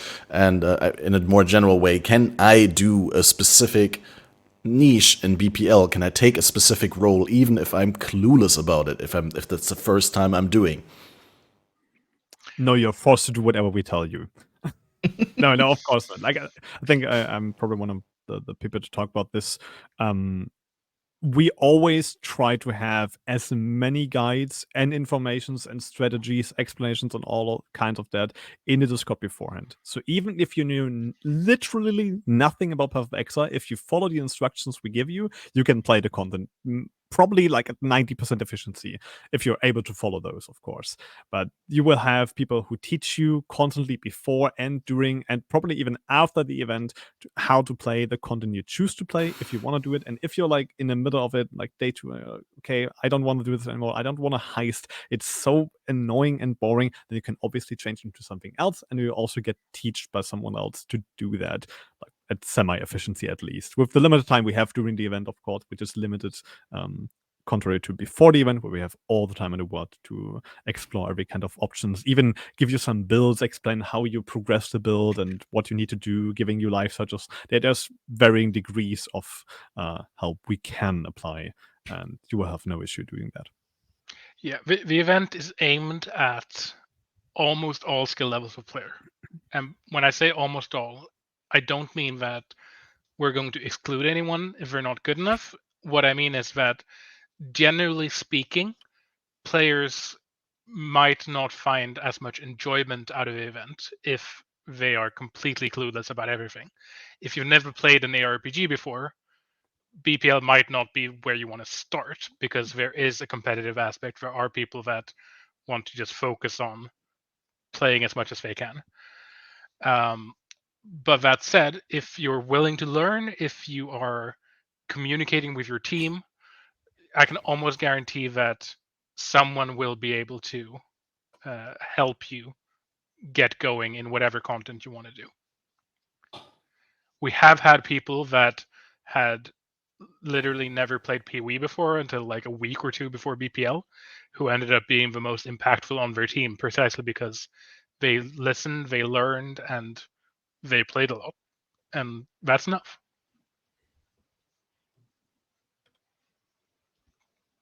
That makes sense. Right. I'm currently blanking on more BPL. I have something that you briefly mentioned earlier, in regards to like dropping items. I also got one. Yep. Yeah, so if you are playing a content, let's take heist as an example, right? If you're farming heist and you get a simplex amulet, there will be 2 possible outcomes for this. The possible outcome number 1 is you will just get it back after the event is done. Option 2 is you will get it back if you want to have it back, and it's probably better than you used to have it when you first did it in the heist contract, because obviously this item is getting crafted by our crafters or by the crafters of your team, which means in this case for simplex it's probably going to get split, it's probably going to get influence, and there will be some crafts done which will improve the value if you want that to be done, right? You can always decline, be like, no, I don't want this. This is totally fine. It's up to your choice, but it will probably help the team to do that. But yeah, so you can just feel free to share the item with the team and get it back afterwards. You can also choose to just donate it to the raffle that's being done after each BPL. Every team, most of the time, it's not like every team, but most teams do that. And yeah, that's the thing I just want to mention, that items aren't lost and you're not really losing progress. You can still farm all the things you want and take them with you into trade once the event is over. And there will be a raffle that rewards you with items if you're winning that, of course. It is, however, important to point out that if you really want an item back at the end of the event, remember to tell whoever you're giving it to that you want it back, and give it to a team lead or a team captain, because if they don't know that you want it back, then I'm going to track it. They're not going to track it by default, especially if it's an item that's not like a mage blood, because mage bloods are generally obvious that you want them back. But for less valuable items, they might not realize you want it back, and then they do something with it, and you ask for it back later, and they're like, "Oh, it's gone." So remembering to ask for it back is a good way to make sure that everyone has the same expectations and what will happen to the item. That makes sense. Right. And then there's another question that might be obvious, but I just want to bring it up. Is there an optimal time frame to play in terms of time of the day to play? For people around the globe who may be available at different times, is there like one specific time where you should be online during the day for BPL, or doesn't matter when in the 24 hours you're there? Generally speaking, there is more activity during the day for North America and Europe because that's where the majority of the player base is. But there's no requirement. There's no optimal time of day to play. You can play whenever you want. It's just more people might be online if you're on during peak hours for the entire event, which is usually North America or European daytime. Yep. But I had to guess it's like 50% European, probably, right? Somewhere around that in terms of player base. Yeah, something like that. But you can be on whenever you want. Right. While we're waiting for more BPL-specific questions, if chat has any more things that they would like to have answered, we're monitoring closely. But there's also another thing that you wanted to promote here, Lily, looking at you. Is there do you want to introduce it? Yes, I can. I made a skill tree planning website. Another one. I know there's a ton of them. But there's a bit of a twist with mine in that it produces a nearly optimal pathing regardless of what order you select the nodes in. So instead of just selecting the shortest path to the node, it changes the path depending on what nodes you want. So if you click a node once, it's set to desired and has a teal outline to it. If you click it again, it's undesired with a red outline, which means it will never be selected. And clicking it again just clears it. But on the Atlas tree, click a mastery icon, any of them. So the icon of the center. Right. That clicks every notable node of that type. So if you want to select all of the Harbinger nodes, you just click the Harbinger mastery icon and all of them are selected. If you now go and click something on the left side of the tree, you can see that the pathing has changed. It went through the portal nodes automatically. And that is super impressive. Yeah, I'm really proud of it. It's so good. Honestly, I think since you published it, I've used it to build every single of my Atlas trees. It helps so much to just plan and see what's the most efficient pathing if you're unfamiliar with the tree or if you want to just optimize everything out of it. Yeah, and it doesn't always create perfect trees, mostly because it's nearly impossible for that to happen. So you will have instances where it's 1 or 2 points that could be improved by just going a slightly different path. Because I am using shortcuts in the algorithm to make sure that it runs in under a second instead of 4 weeks, which is the estimated time I currently have for a perfect algorithm. But it's really good for creating quick trees for specific types of content. You can also swap to the regular passive tree in the bottom left. You can? I was gonna ask that next, but you can bottom left, you say? Wait. Yes, there's a drop down below. Oh, Atlas, and then you can go for the regular tree. Oh, that's super cool. And you can also swap the class in the expected fashion. Right. And it does the same thing. The mastery icons don't do the same thing here, mostly because it's really difficult to have a similar effect here. But it creates a nearly optimal path, that's usually just 1 or 2 points off. In extreme cases, it might be like 5 or 6 points off, but that's very rare to happen. Now, this is not a replacement for Path of Building or for other skill tree planning websites. It does have things that it lacks some features of those websites, but you can export to clipboard down in the bottom left as well to get a tree on the main Path of Exile website that you can then import into other tools if you want. Great. Then you get a link that... Oh, it's just a link to pathofexile.com to the passive tree. Exactly. So you can import it in Path of Building or into any tree planner. Exactly. But it defaults to the Atlas tree when you open the main website, precisely because it is most useful there to quickly create passive trees, especially if you're not super familiar with the kind of tree you want to create.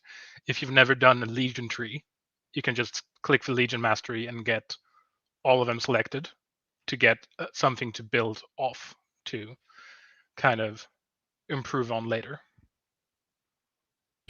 Yeah, I really like that you can like basically get the perfect tree for if you want to just optimize for one mechanic, and then you can build around that.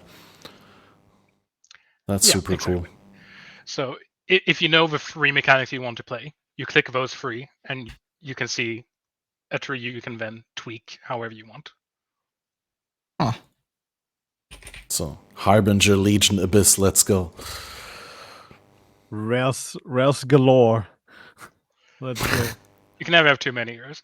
One thing to note is there are 2 places in the tree where it is slightly buggy. If you go up and look at the Abyss cluster at the very top, This one. You can see that it only selected one of the nodes there. Right.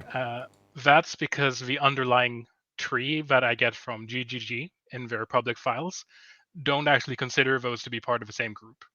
Yeah, these are not part of the cluster. I mean, obviously the cluster is Exactly. only this, and this goes outside. That's behind the cluster, basically.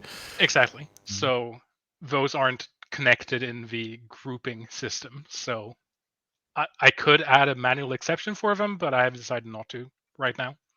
There's a similar issue with the Searing Exarch cluster to the far left. The small one, or the the actual one? Okay. It looks like those should be in the same group, but they're just not in the group at all. So it doesn't work. Weird. That's actually 5. That entire thing is 5 groups, and I do not understand why. But that's not important. Oh. Well, thank you for your service. Sorry, I'm distracted. I didn't know this existed. I mean, I only made it like 2 months ago. So it is very new. I can't build trees without it anymore. It just doesn't work. Like every time I try to plant a tree, it's some sort of meta. I'm like, yeah, this works, and then I'm like, okay, I'm just gonna go off stream and do this with the tool, and it's way better. It's always so much easier because I can just click the things. It's just done. You don't need to improve more. You can just change some things if you like need more duplication nodes or whatever. But it's so good. So wait, good. if you click 7th gate, it automatically takes all the gateways as well? Yes. Yes. Wow. Okay, that's super cool. One thing to note about that is clicking 7th gate is like if you clicked on all of the gates too, which means if you click on another gate and then click 7th gate, it gets out of sync. Oh, because it double clicks the gate or what? Yeah. So if you right click 7th gate to clear it, it also clears all the other ones. If you now click on the top right gate or any gate, this one or any or both, and then it turns into red. Wait, but because it just clicks them, but couldn't you just set them to green circle? I could. That's probably what I'm gonna do. But right now it just clicks all of them, which is not the best solution because of this, but it's something I can improve. Yeah, minor gripes. How much time did you put into this? Probably okay. So the version that's online right now, I put in probably 2 or 3 weeks. and the only reason it was that fast is because it is basically poeskilltree.com, but with a different pathing algorithm.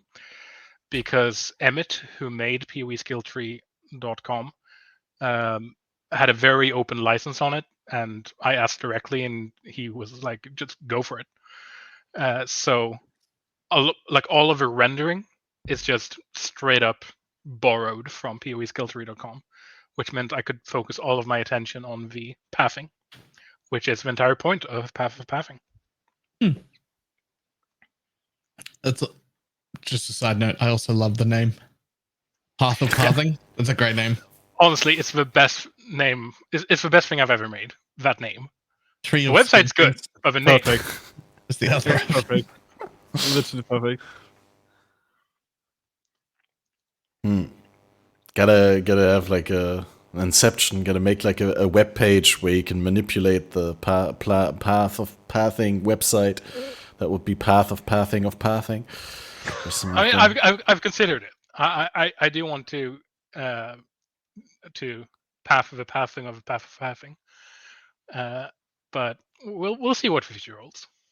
It's like Right. those. I don't know if there's an actual game for this, but when you're going through Wikipedia and you search for a term and starting from a certain page, do you know this? When you're getting one start page on Wikipedia and you need to find another page just through Wikipedia, through the links there.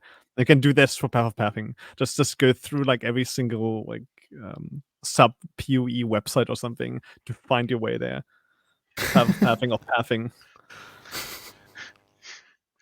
No, but I Yeah. mentioned. So what about that a GeoGuessr Path of Exile then? Just No. make screenshots in game. I mentioned that I spent a few weeks on this version. I've spent at least as much time on another algorithm for it, which is not live and you can't actually access it right now. That algorithm produces 100% correct trees. It will never give you a tree that is using more points than it absolutely needs to for the nodes you want. The problem is it takes a couple of weeks to run, which is a problem when you're running it in the browser. And all of it is run locally on your computer, so there's no server in the backend that can just sit and crunch the numbers and figure out the best tree. So I'm not going to make that version. That version is not going to become public until I can get it to like maybe a minute at most to create a full tree, but it's just not viable for it to sit and run for weeks at a time, partially because it would run out of memory before it finishes. So it's actually really interesting in computer science because this type of problem has been worked on for over 50 years to kind of try to find better algorithms to do this thing faster, but it is really difficult to do it perfectly fast. Super cool. Thanks for sharing that with us. Well, you are also, I don't know whether I want to bring this up, but many people don't know you're also involved with the creation of the Path of Building. Yeah, I also contribute to Path of Building. I'm not the most prolific contributor, but I'm in the top 15 at least. Usually have a few lines in each patch note, at least every large patch for Path of Building. So I know a lot about tools for Path of Exile, more than I know about the game itself. Well, but that's awesome. Like, thank you for helping, for doing your part to make the game more playable and most importantly, more enjoyable. I do try. Okay, let me quickly check whether there are some questions regarding BPL that we still have. And if that's not the case, then I probably think we're going to transition into some more general PoE talk because we've been spending so much time on the BPL. I also want to learn more about you as players. Or at least if you're saying you're not playing that much, but maybe Salty has some things that he wants to share on the current league. I'm just a casual player and nothing. Yeah, really. true.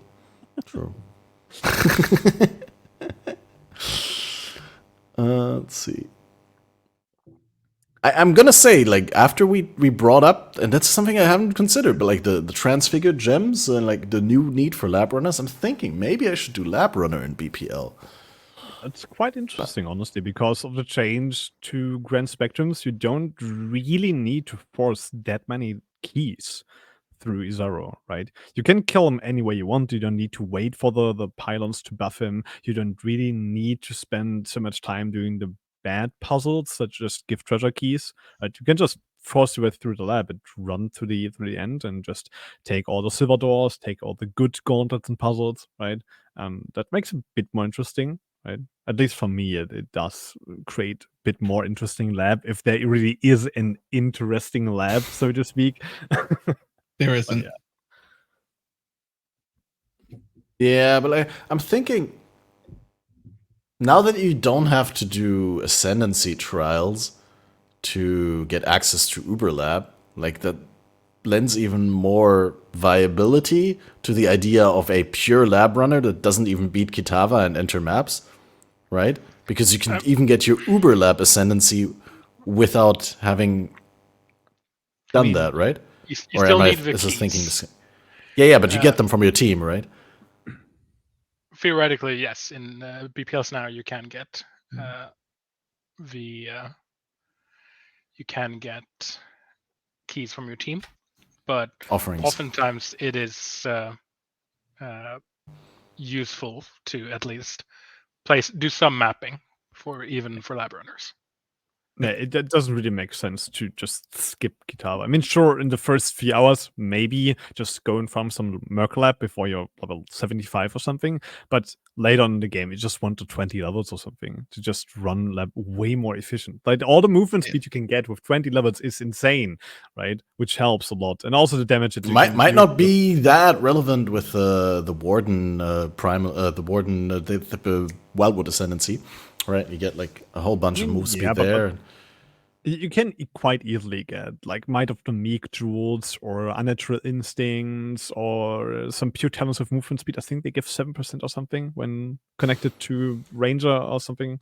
But there's like so much movement speed you can get through the levels and through just a better path of tree that it really doesn't make any sense to exclusively skip Kitava just to run labs, especially if you want to grind some Uber labs and even Uber labs, which might probably be like some of the bounties or some of the data you need to provide, right? Which you need to do. You also want to run the lab trials in maps, which needs you to go to T7 or whatever 75 area level.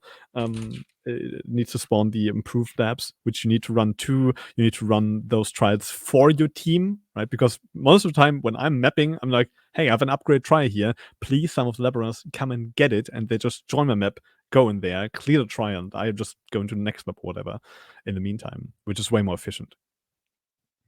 And the normal offerings, you will get more than enough from the heisters. They will have hundreds in the first day, at the very least, to supply you. Fucking nice. Yep. The more interesting part for me about this is it creates a really different environment for lab runners, because before in the BPL, you always had to wait for the helmet bases. Always, right? You had to wait for heat shivers to pop up. We have to wait for a good black suncrest to pop up. All those really interesting helmets with good rolls, preferably. And now you can just go in there, just buy some gems from Lani, or just get some quality gems from one of the leads or one of the captains on your team. Right? Just go ham, right? It's really interesting because you can just run lab from the get-go and don't need to wait for those specific items to enchant them, to use them in there. And you can also get like exceptional gems, which is really helpful. And if you don't have really anything to do, you can even go for some currency, which is mostly shit. But well, can't really change that. Yeah, that makes sense. I'm curious. Do you have any thoughts moving away from BPL a little bit? Because I do not. I kind of feel bad, like just getting you on for BPL and then not giving you the chance to speak on your own sort of views about the game and your build, this league, and all that. Do you want to share some insight about what you've been doing this league? I haven't been playing that much, so I can start since I don't have a lot to say. But I played static ball lightning of static totems, and it's been really fun. It's a really strong skill. Well, Lightning of Static is the one that just stands. Yeah, obviously. Stationary, yeah. Otherwise, I had to. Yeah, but there's the other one that spirals. Yeah, I haven't tried that one, but the static one it has so much damage, especially when used with totems. It's really fun. All right, how far have you pushed it? I mean, I got to 16 maps and got my 2 void stones, but then I went out of town for Christmas, had a bunch of other stuff going on, so I haven't really done too much more with it. I also played a lot of old school RuneScape leagues, which kind of dug into my PoE time, but that's over soon, so. Yeah, makes sense. How about you, Salty? How many builds have you played this league already? I have 3 characters, but I probably played like 4 builds at this point. I like started with Bone Shitter because it's just the most efficient, right? Bone Shitter is super, super good for the people that don't know me. Let me just introduce myself properly. I'm playing Solo Self on softcore almost exclusively for the past 1.5, 2 years, something like that. And so my main goal is trying to play efficient. And with Bone Shitter, I think I was rank 8 on the ladder. I'm not entirely sure. I think it was rank 8 on the SF ladder. Pushed to 100 and then just played the game. Then my second character was just some basic magic find with caustic arrows, scourge arrow, like some triple mana forge setup. It was quite fun. And then I utilized the very balanced skill that's called Penance Brand of Dissipation, which desperately needs a buff for 100% more damage once Runebinder is fixed, because the damage is so low, I even have to curse Uber bosses. And I still get the time to curse them, which is bad, of course. No, it's super broken, and it was quite fun doing Ubers on this, because you just put on a brand and you run around for 10 seconds. And you can even curse with Temptrades because it's actually more damage because the brand stays longer. It's super interesting. And it's super broken. The brand stays longer with temp chains? Yeah, I was surprised because temp chain says that debuffs expire slower on the enemy, but I always thought that the brand duration was like sort of your duration and not the duration on the enemy. But it stays longer. Like, it gives me around 13 seconds on a brand or something, which does definitely help a lot. And you can just use any other curse. It really doesn't matter, honestly, at this point. It's really irrelevant, whatever you're doing. But it was just nice to have that, and also decrease the action speed from the boss. Like, I'm using a Energy Blade setup, an Energy Blade Inquisitor with Spellblade and BattleMage, which gives me like 120k lightning damage or something on the brand. That's then scaled by 60% more damage per stage. It's just ridiculous, right? It's absolutely ridiculous. And you can just put on the brand, put on temp chains, the Uber boss is moving in slow motion basically, and you can just kill it. And you're also chilling if you have like a Blizzard Crown on or just some cold damage somewhere, which also reduces action speed even more. It's ridiculous. It was quite fun. But yeah, now I'm transitioning back into Magic Find because it's too good. I have to farm like 100 blueprints or something. I have to finish up around like today and maybe tomorrow, and then probably go to T11. I think Buried Chambers is what I want to do. And I hope I don't die too much, but I probably will die. But that's the spirit of softcore, at least for me. Yeah, I've honestly, like, we had a podcast on the 27th where we had Snoobay and Arrow on, and Snoobay was like completely advertising the MF strat and saying you could even do it in lower maps, you don't have to be a top end player and all that. And Arrow was the complete opposite, where he was like, dude, this MF thing is completely overrated and the economy is so inflated, right, that there's so much money out there, but at the same time there's so few people farming other content than maps that like everything sells for a lot of money because people really want the stuff that they can't get themselves. And so I kind of took that to heart, and I took my charge stacking Winter Orb Slayer into Delve on New Year's Eve, and dude, I never made so much money in a single day. I found a helmet with Fizz taken as lightning and tier 2 suppression, tier 2 cold resist, and then I Eldritch crafted the prefixes into 117 life and crafted +1 aura gems.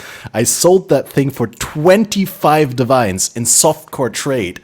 Like, I priced it at 25 divines, but I was sort of expecting someone just buying it for 15, right? Because softcore trade, I didn't expect anyone wanting a defensive item like that. But then it struck me when it actually sold without haggling for 25 divines. It's like, of course, Valdos. It's Valdos puzzle box that makes people want to build hardcore-like characters in softcore. And then the other big item that I found on my way down to like 300 delve, like I wasn't even starting sideways. I found a fossilized spirit shield with tier 1 fractured minion damage, 105% fractured. You want to guess how much that sold for? Just the base with the fractured minion damage? Maybe like 30, 35 divines. I want to say Good guess. 15. It sold I wanna for say 40 divines without 40? haggling. 40. Okay. Yeah. Like, I've been out of touch with trade economy for a while now. I try to stay in touch just because of my chat. Like, you want to answer questions even though you're a solo cell phone player. So I get some information about things. And that was really curious. I have to say this because it was mind-boggling to me. You can buy like 100 C worth of blacksmith's whetstones from any player, or like just even armor scraps. Can trade them at Whalem in the city to glassblowers and get 100% of your investment as an extra. You basically invest 100 C and you get 200 C back if you're selling to glassblowers, because people don't know that. It's insane. The prices on coruscating elixirs, on glassblowers, on like even just enchanting the flask at your crafting station, which costs 5 glassblowers, 5 incense, gives you like 20 chaos or something. Why? Why is that a thing? I can't. It's People are dumb and lazy. It's insane. The amount of money you can make is ridiculous with such easy things because people just don't know it. And that's also why I say always that knowledge is the most important thing in Path of Exile. If you know things, you're rich and you get shit done. It's good. It's very, very good. True knowledge-based game. It's insane. I was stun locked literally for I think half an hour once I realized that this is a thing and people are doing this, or probably not doing this. But yeah.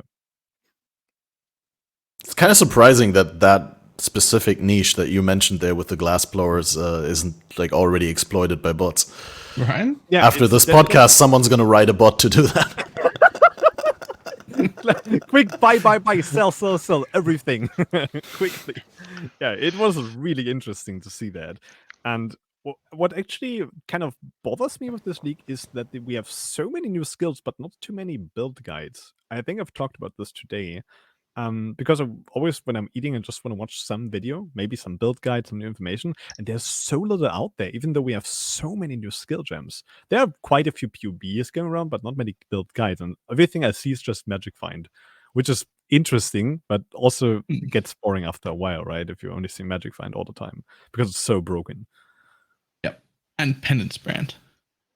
Oh yeah. And now suddenly I want to play Penance Brand because I've been putting off poison, but I didn't know about the temp change thing. Don't play it. It's too weak. It's too balanced. Just play it once it gets 100% more damage.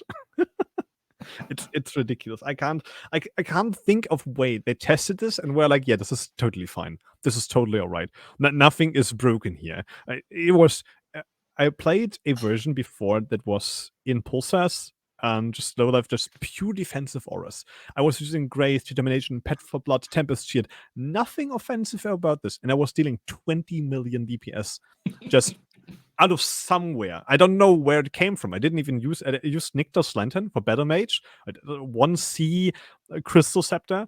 And it was like, where's this damage coming from? I have nothing here that is supplying me damage. You take like one damage cluster on the tree and that's it? I didn't even take that. I just took some cast speed just to ramp it faster, that just feel more smoothly, right? I even played with Swift Brand, which actually lowers your total damage because it's like cutting 2/3 of your duration, but it just feels more smooth. And it was so mind-boggling to see your tree whereas purely defensive, and you're like, why am I doing 20 million? What is this? What am I doing here? I have nothing. But yeah, it was quite interesting, and it's quite an interesting skill once it gets even more buffed, probably. Right. I don't think they fix it. Yeah, I hope they nerf it. Like they have to nerf it. Like they need to fix Runebinder and nerf the damage by 90%, and you're still perfectly fine to do all Ubers. And then it's all right, probably in a good spot. Wait, so just to be clear, Balor, you've been playing Penance Brand, but you haven't transitioned into Poison yet? Because I've seen your thumbnails after you came back from your Torchlight excursion. You wanted to make a boss killer? Yeah, And I did the Inquisitor. Okay, I did Uber bosses all day today and got nothing. And now I'm over it. Now I don't want to do Uber bossing anymore. I feel you. Same happened to me. Although I did get the Soul Ascension gloves from Uber Elder, which was quite fun. As a player, it's like 1% or below 1% drop chance, I think. Was quite fun. I'm probably not gonna use them, but I have them. It's nice. It's shiny. right. Okay. Well, now we're running close to the 2-hour mark, and we're slowly running out of time. We do definitely, before I forget it, want to thank Lily and Salty for making time to appear here today. And yeah, we're definitely going to have you back, Salty. You have tons of things that you want to talk about, seemingly, and it feels... I have a lot, yeah. I always, in another podcast kind of thing, like you were also there on the Trial of Knowledge, you remember? Right. And that is a running joke that I just talk too much, and I'm really, really trying not to talk too much, because I always, if I get stuck on a topic, I can speak for hours. Like, I don't normally speak too much, but if I get stuck on something, it happens. I'm trying my best, though. Well, contagious enthusiasm is what I would call it. Yeah, probably. Right. Is there any closing remarks that you want to bring up, Lily? Is there anything you want to plug besides your Path of Pathing page or the work that you do on the BPL and Path of Building? No, that's basically my entire life. Just remember to sign up early. We only have 1,200 slots for this BPL, so don't wait if you want to play. And I'll make sure to spam it again. Join the if BPL you're not sure Discord. you're gonna have time to play, remember you can always withdraw if you do it before Thursday. So just sign up, and if you find out on Monday that you can't play, let me know. We'll pull you out. Sounds good. Right. And then, yeah, if there's any news around Path of Building, we've also been in the talks for a while to do a Path of Building episode where we go into a little bit behind the scenes with you and maybe someone else from the POB team. So if that's something that we could look forward to, always let us know. We'll be happy to have you back on as well. I'll give the other contributors and the maintainers a few pokes and see if they're available sometime. Would be cool, especially like, I mean, obviously in the first month of the league, we usually try to have people on who play the game a lot, but as the league becomes a little bit more, well, not stale in the sense that there's, but we've obviously covered most of the talking points. We try to do some themed episodes around various things. So that would be cool to finally do one around Path of Building, because that's like probably the most central tool to the community. Outside of Neversink's Filterblade. And the episodes with Neversink are always really cool. It's so awesome to hear Neversink's takes on the game, because it's quite opinionated as well. I'll post the links again here in both the YouTube and the... oh god, no, not like this. There was no space in between. Okay, now all the links are conjoined here. That's not good. It's all work if you click them, so it's Sign fine. up to everything. Oh, they still work if you click them? Oh, they're doing mine. Yeah. And the YouTube they're chat? Separate. They're separate. Okay. In the Twitch, at least. And the Twitch, yeah, that's true. But on the YouTube, it looks like there's no space in between them. So I'll just post them again. It doesn't work in the YouTube. So, right. Trying to think, is there anything else? Balor, what are you doing for, the next foreseeable future in Path of Exile? Oh, my next build's a horrible plan. That's what I'm doing. Something terrible. I'm making a warlock something. I don't.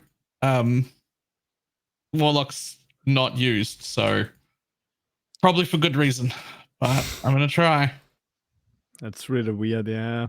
Because you It's very niche. What bothers me with Warlock is you basically have to scale exclusively into life. You cannot reserve it because you get more damage with the life you're spending with the one ascendancy node, right? But the other says you can reserve more life, which is like, why? So why I can do this? I'm doing it with Dissolution of Flesh, Eternal Youth, Wrath Split and Gloves, whatever, boot, shield, whatever that is. Rasputin's Shield. Wrathpith Globe. Yeah, that's the one. That and Penance Brand of Impaling. Huh? Yeah. No, sorry. Bladefall of Impaling, not Penance Brand of Impaling. Bladefall. Oh, I was gonna say. I was like, sorry, I got Penance like Brand on my brain. To the station or something with like the crit impaled, which would be kind of fun, honestly, on Penance Brand. That's quite interesting. It would be, but that's not what I meant. I meant Bladefall of Impaling. I think the idea functions. I don't know if it's gonna be any good though. Like it's an idea. I'll just try it out. You can always work something out there. Just be aware of the sacrifice of the shield that might hurt you quite badly, honestly. So Eternal Youth will make me always regen, right? No. It will. What Recharge, you mean? Recharge, because you mix it with Dissolution of Flesh. And with Dissolution of Flesh, you never take any damage. It reserves your life instead, which means it never stops the regen, which means I will always have recharge from the shield. Yeah. I'm sorry for interjecting and interrupting all the time, but it's very important that recharge and regen are separate things. They're both means of recovery, but they're not the same thing. Also, isn't the Warlock Ascendancy disabling, or like, didn't your energy shield to 0 or something? Which then would also kill your energy shield recharge because you don't have anything. Uh-oh. I didn't think of that. I don't think so.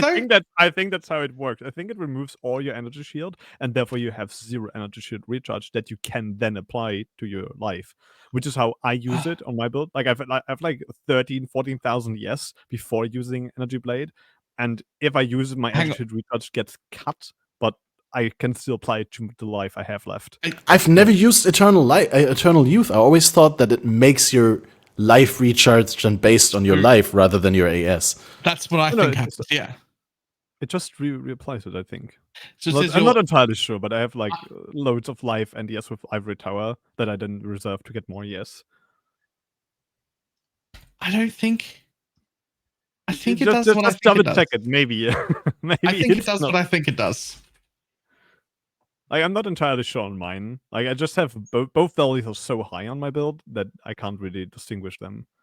I've definitely seen someone play the build. I'm not sure whether they specifically did it the way you did it, but they did Bladefall of Impaling with Warlock, and I think it was on either on a Marauder or a Duelist Ascendancy. But Balor, you're not going to like the damage. Like the guy in chat says, don't do it.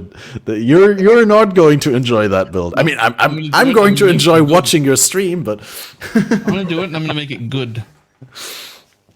I've decided. I'm looking forward to it. I'll yoink it once it's good. Here's the thing: I'm playing Penance Brand Inquisitor, and it's too good. It made the whole game way too easy. I did Ubers all day. I'm looking for something shit to turn into good. I'm looking for something that's a bad idea, and then force it to be good. So that's what this is. Well, I'm not sure you're going to get a good build out of it, but it's definitely going to be good content.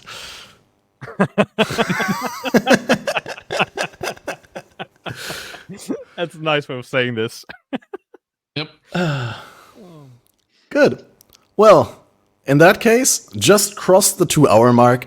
We're gonna keep it short and spicy. This was dedicated to the BPL, guys. Once again, the BPL is a private league that is organized by a bunch of very dedicated people. We're gonna have the 13th BPL in total coming up next week. Sign-ups are open on the evening of the 5th of January. If you want to play, it is recommended that you sign up right away as the signups open. You'll be randomized onto one of, in this case, 4 random teams. You have to organize within the team and score certain point goals, and in the end, a winner will be...